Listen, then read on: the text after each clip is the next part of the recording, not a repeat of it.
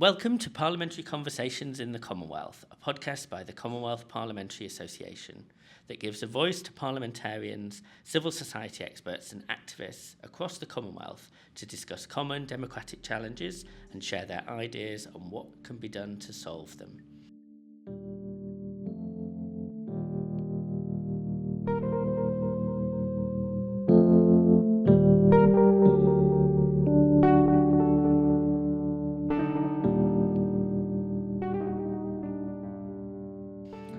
Today we're speaking to Honourable Tanya August-Phillips, member of the Isle of Man Legislative Council since 2018 and the inaugural winner of the CPA New Parliamentarian Award in 2023.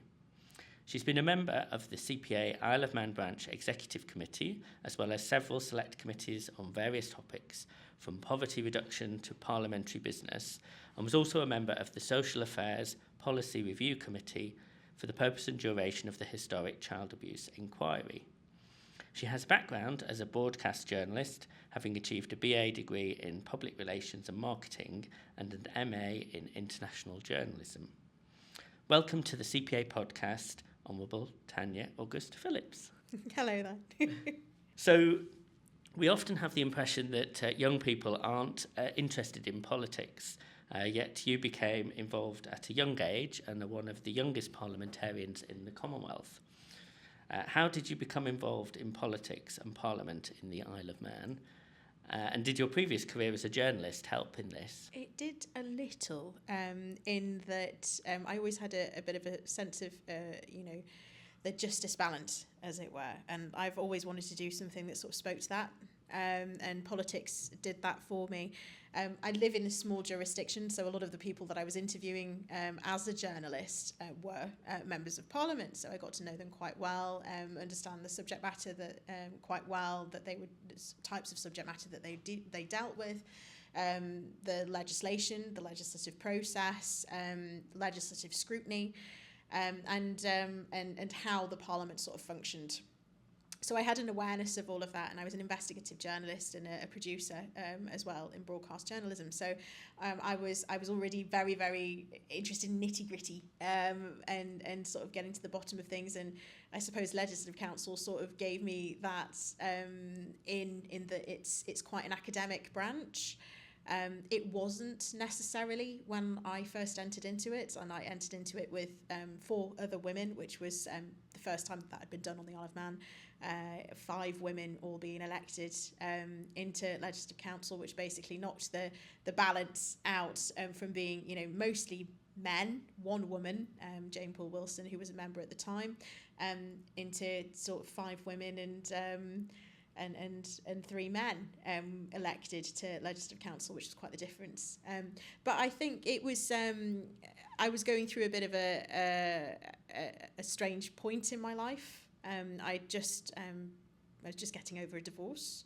So I've described it as my sort of chrysalis moment, sort of caterpillar into a butterfly type situation where, I was at a change point in my life. Journalism I loved and I still love, but I needed to do something different, something that made me feel like I was making a difference to people's lives, and this felt like the right approach when I was asked to stand by a sitting member of Parliament that was a directly elected member, suggested that I do it and that they thought that I might be quite good at it. And when I threw myself into the election campaign for it, I really enjoyed it, and now I've been doing it for the last 8 years. Politics is often about problem solving, isn't it? It sounds like you're a problem solver. I do quite enjoy a good problem. I just like working with people to try and find consensus. I enjoy different perspectives, learning more about a subject matter. I like being surprised by things. I like being surprised by data. I like being surprised by different lines of thought that perhaps I hadn't thought about myself. Hearing that from other people, working with other people, because I think that's the key thing to being a decent parliamentarian is being kind and having courage, but also at the same time looking for consensus, being with passionate people, sometimes that don't agree with you.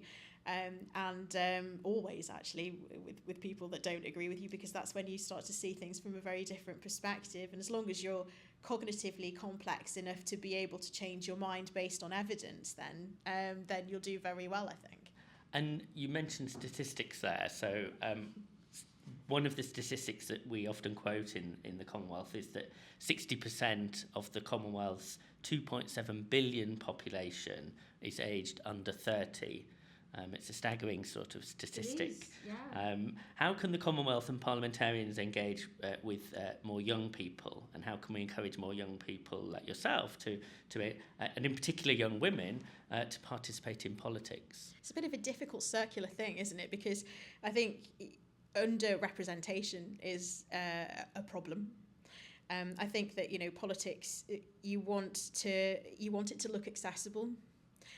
So you want young women particularly, they may not necessarily see a version of themselves in those that have stood and managed to attain some of these roles.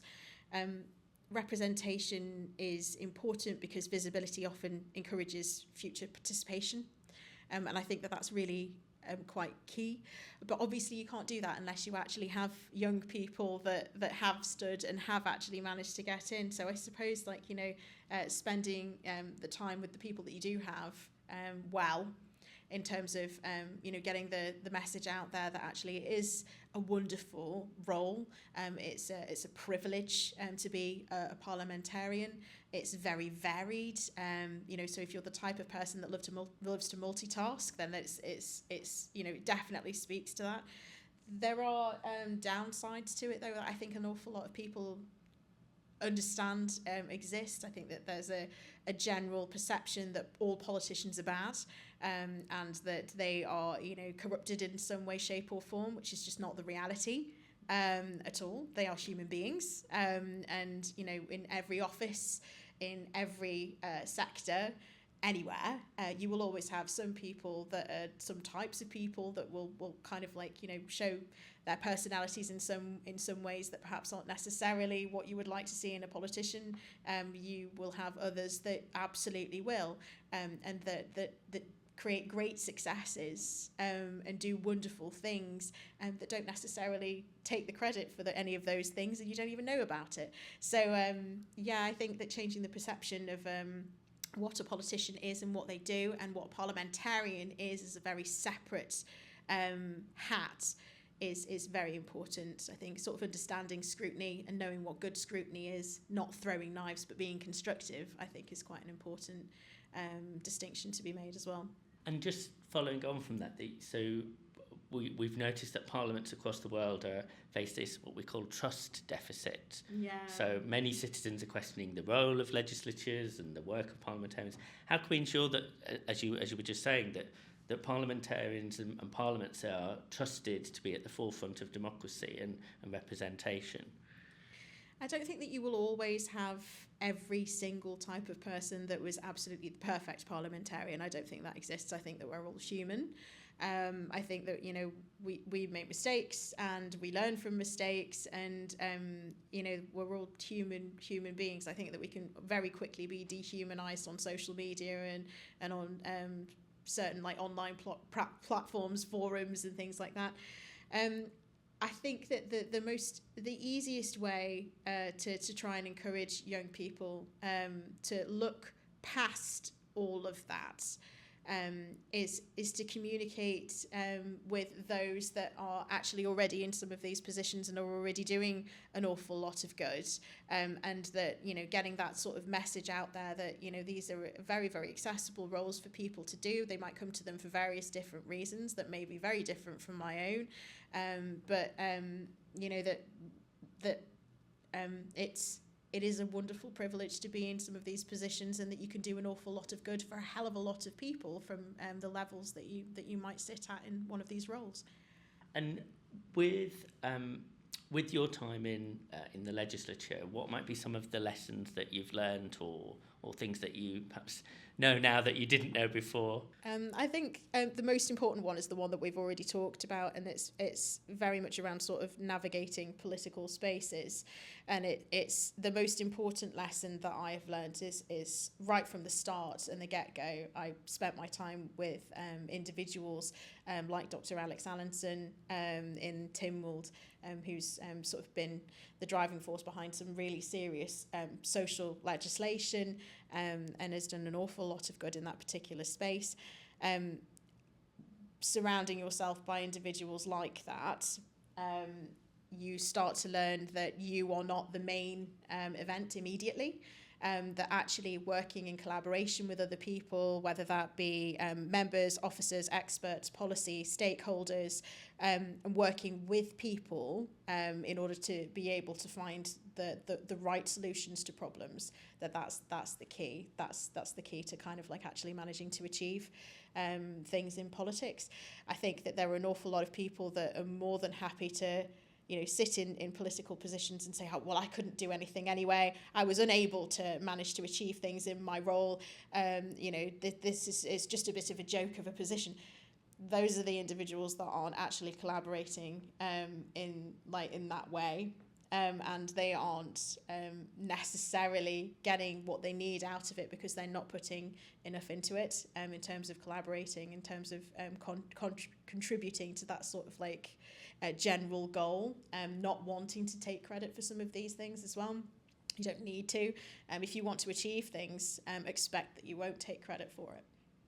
And it sounds like you've been inspired and have learnt from fellow female parliamentarians within your legislature. Yeah. How important has that been, and how do you think that would inspire younger women to come into politics? I think it's actually really important. I mean, the others that I was elected with, one of them is Jane Wilson, who is now the Justice and Home Affairs Minister in the Isle of Man. And she was, I think, if she's listening to this now, she's going to be quite surprised that I'm saying it, perhaps. But she was quite the force to be reckoned with in watching how she legislated. And the process, watching her process. I didn't spend too much time asking her how she did it, but I spent a good amount of time watching how she did it, and sort of understanding that, it's a serious business. The scrutiny of legislation that we do in Legislative Council particularly is very, sort of technical in nature, or it can be quite technical in nature.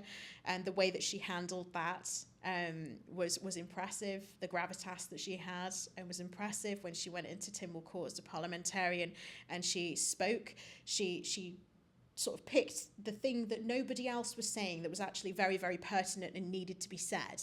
And she said it in a very clear, very concise way, no waffle. And it's those types of people that are very, very passionate about what they're doing, that actually probably leave the greatest impression.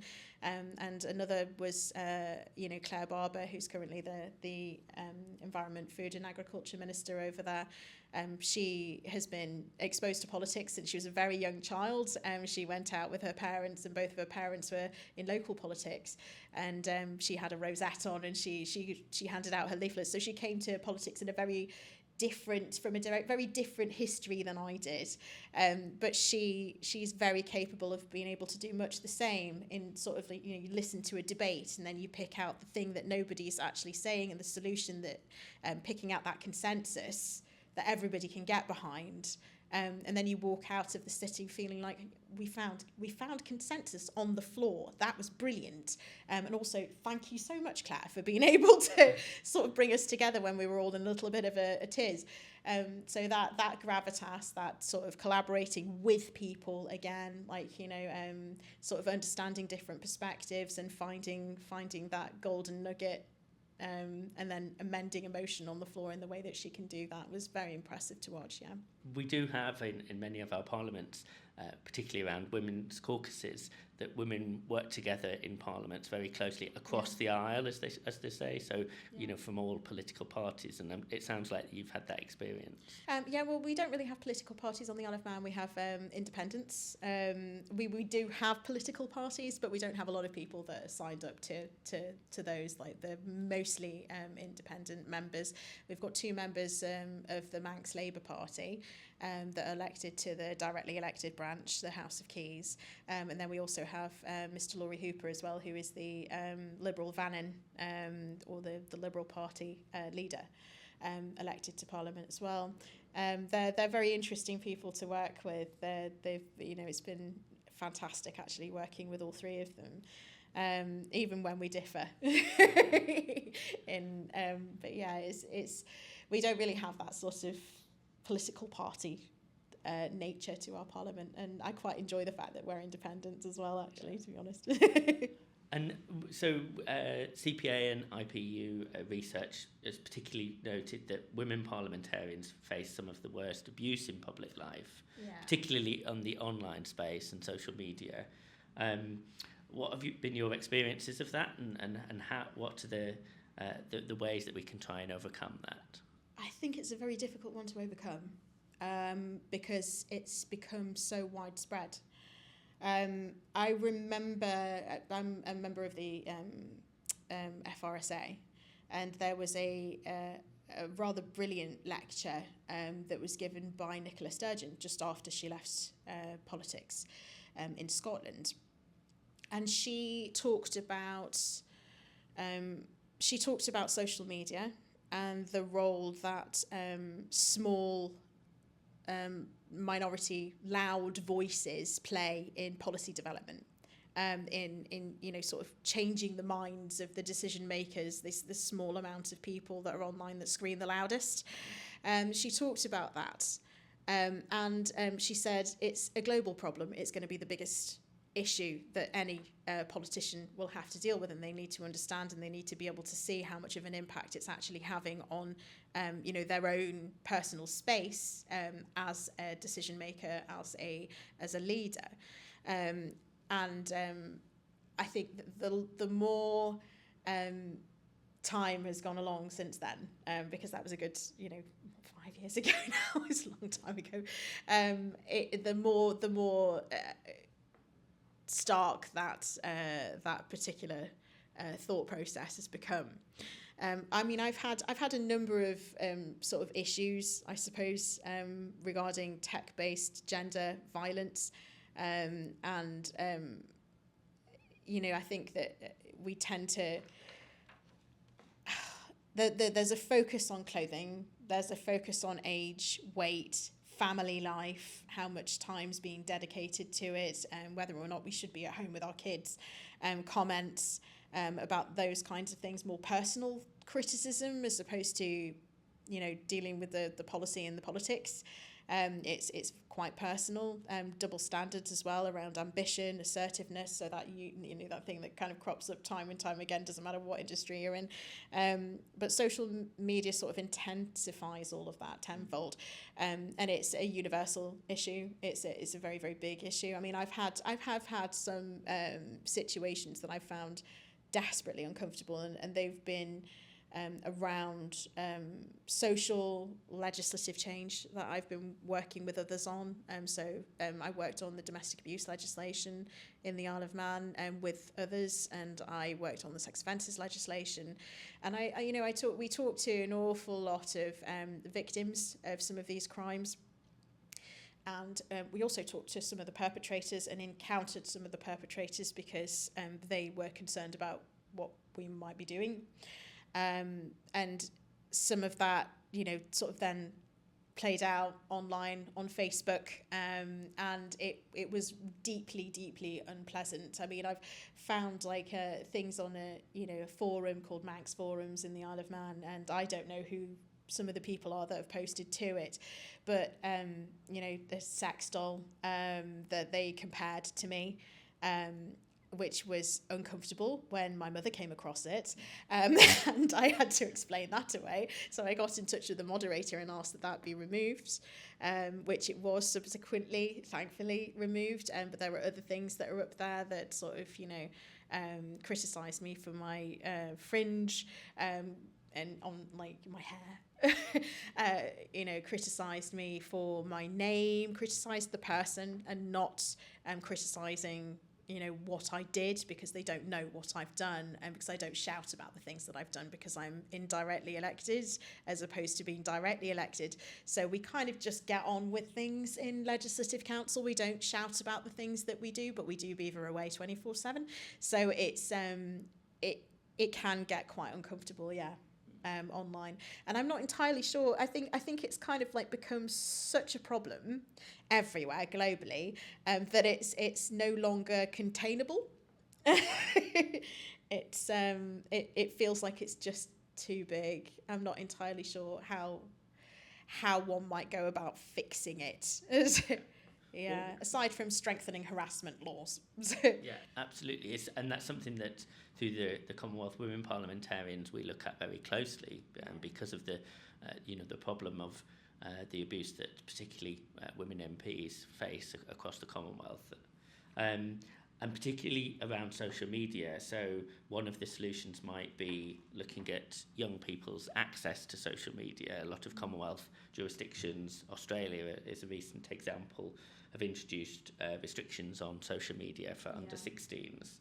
Do you think that social media has a place to play in society, and what role can parliamentarians play in this? I think social media is fantastic in one way. I mean, I've got family that I'm very much a Commonwealth child. I've got, I was born in England, live in the Isle of Man, and my mother's from Belize, and I've lived out in Belize.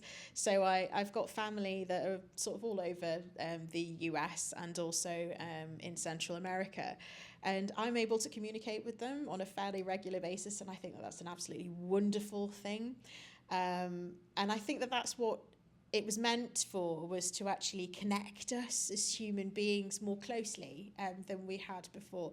But I think that there's another thing that's crept in. It's a bit of a nefarious thing, and it's sort of, the one positive thought is a positive thought, one negative thought breeds 1,000. And I think that the negative thought breeding 1,000 is something that we all as human beings recognise as, it has a certain type of effect, but it also has a certain type of addiction, which is the reason why we have, so many negative stories that exist in the media more generally.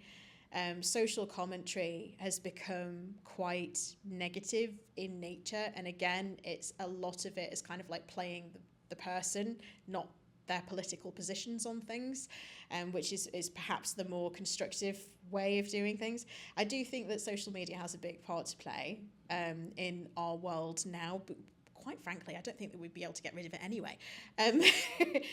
But I think that there is probably another side of it that doesn't speak well to everybody's mental health.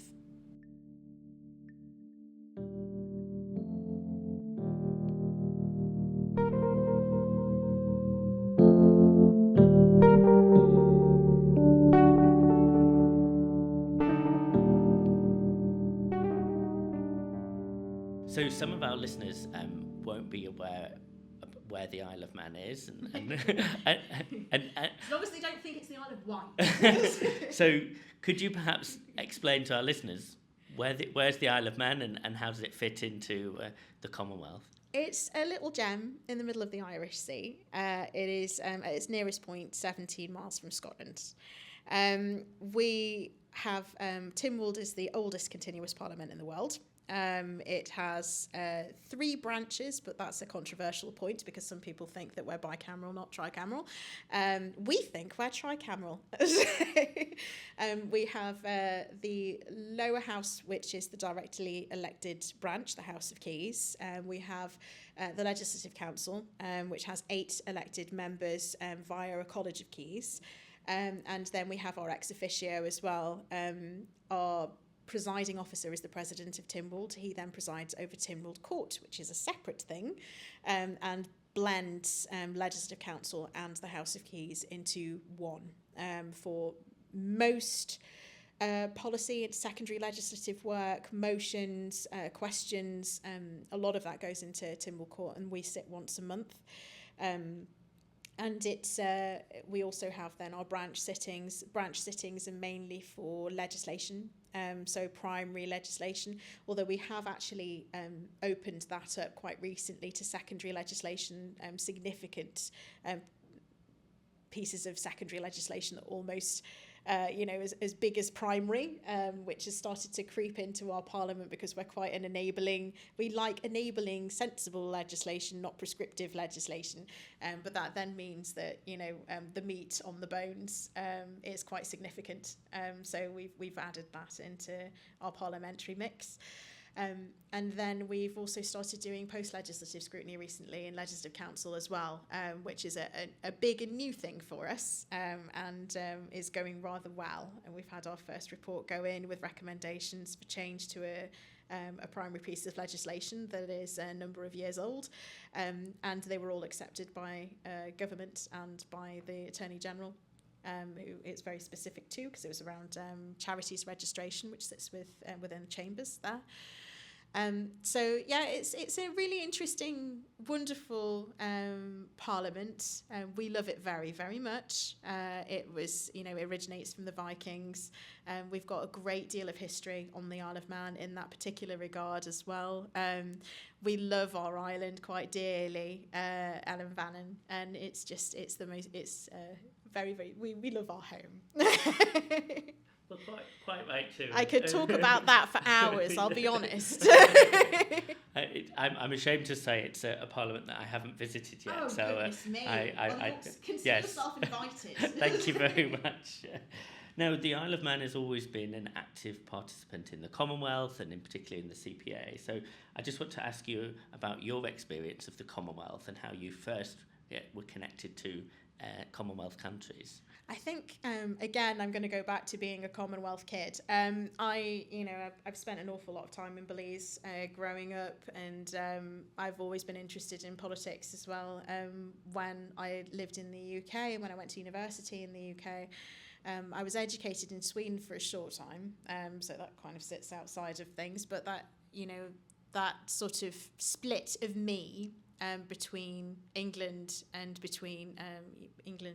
Belize, and now living on the Isle of Man, and I fully expect to be buried there.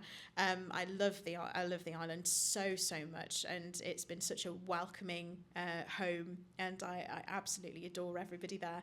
It's a wonderful place to be. So having been elected to Parliament on the Isle of Man, and then becoming a part of that sort of Commonwealth family, and then being given the opportunities in and around the Commonwealth to be able to sort of meet so many people, to understand their point of view, their perspectives, being able to horizon scan across jurisdictions as well when I'm working on various different bills in pre-legislative scrutiny and policy principles, and being able to kind of then link that to some of the other organisations as well, like the CALC, which is the Commonwealth Association for Legislative Council, and all of their brilliant drafters, and being able to tie some of that together in order to sort of like work up the best possible version of me in my job and doing my job has been just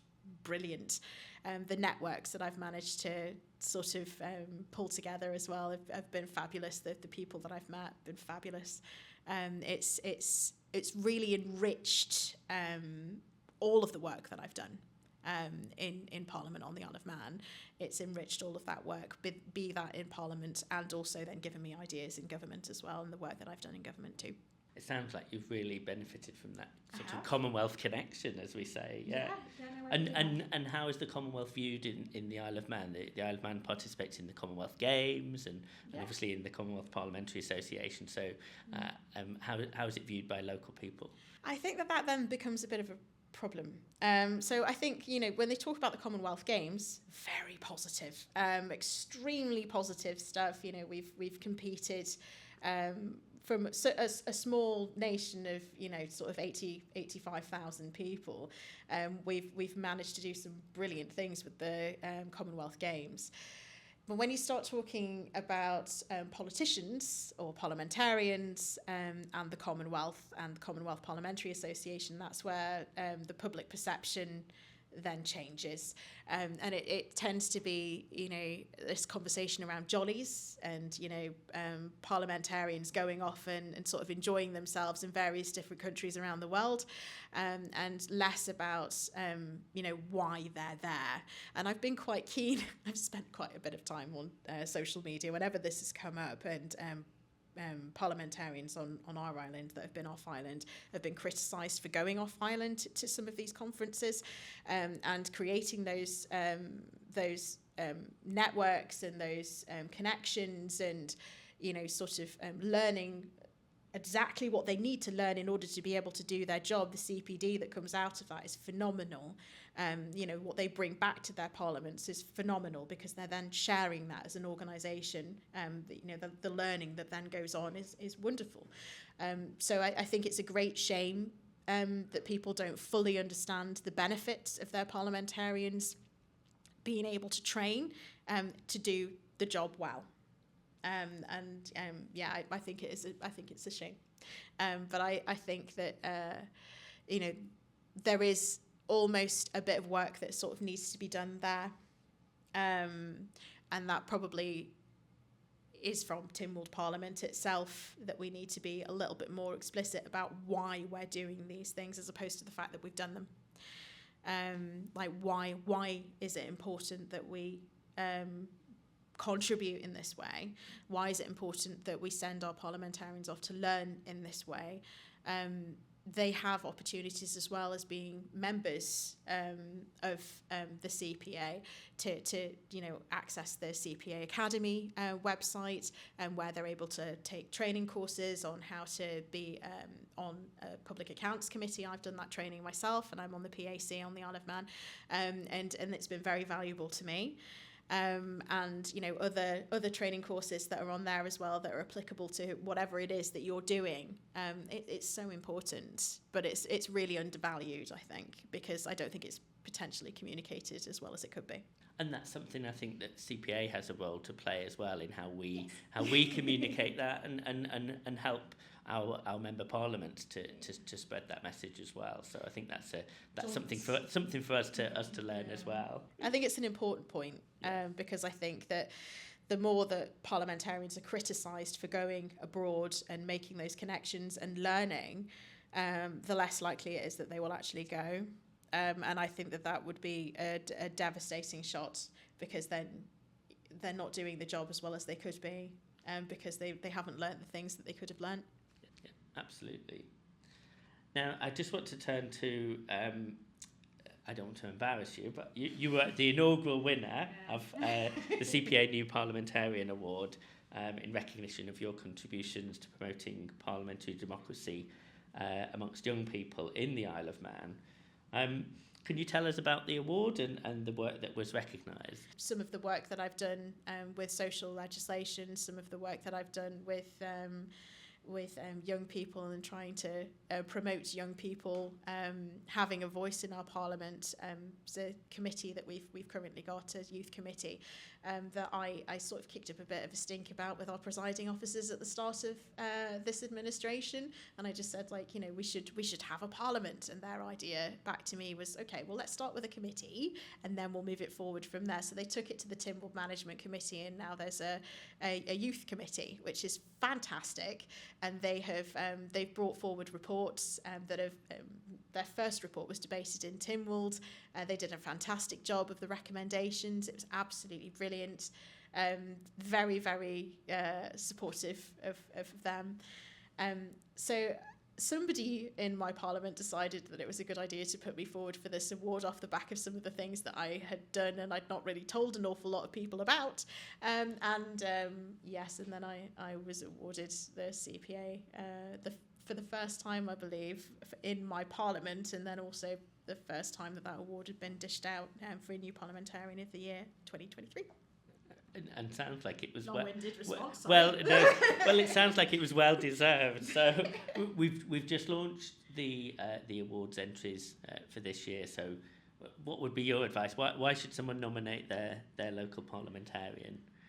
Because do you know what, we don't often get thanked for the things that we work so hard to do, and some of us do really work extremely hard and prioritise their work as a parliamentarian above perhaps some of the things that, you know, other priorities at home that maybe get neglected a little bit.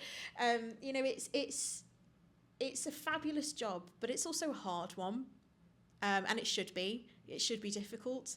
You know, it involves people's lives. It involves sort of, you know, life improvement. So getting it right is pivotal, or getting it as close to perfect as possible is pivotal. Yeah, we don't often get thanked for the things that we do.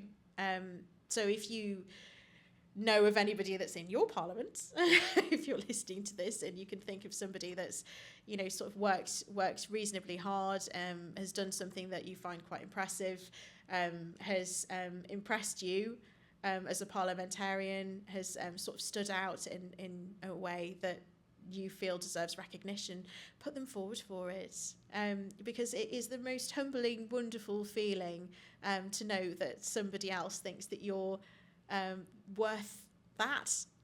It's a really wonderful feeling, especially when it's coming from somebody else that's in your parliament, that you know, you actually don't know. But it's a wonderful humbling feeling. So it's been a fascinating discussion, but before we finish, I just wanted to ask you one final question, which is, what's the best piece of advice you've been given, either as a parliamentarian or in your life generally, that you can share with us today? It's probably one that's more in my life generally, and it's the thing that I tell my 5-year-old all the time. Is be kind, have courage. Just be kind and have courage. Those two things will see you right. Yeah, do the next good thing, the next right thing to do. And I think that's good advice for all of us, whatever your age, isn't it? I think so, yeah. And it's something that resonates with my 5-year-old, and it's something that she's definitely taken on board. So. Well, thank you to Honourable Tanya August-Phillips from the Isle of Man for joining this CPA podcast today. And thank you to you, the listener.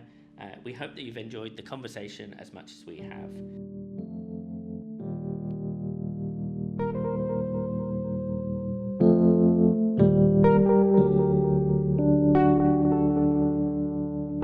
You can listen to the CPA podcast via the CPA website, on the CPA YouTube channel, or find Parliamentary Conversations in the Commonwealth on your favourite podcast platform.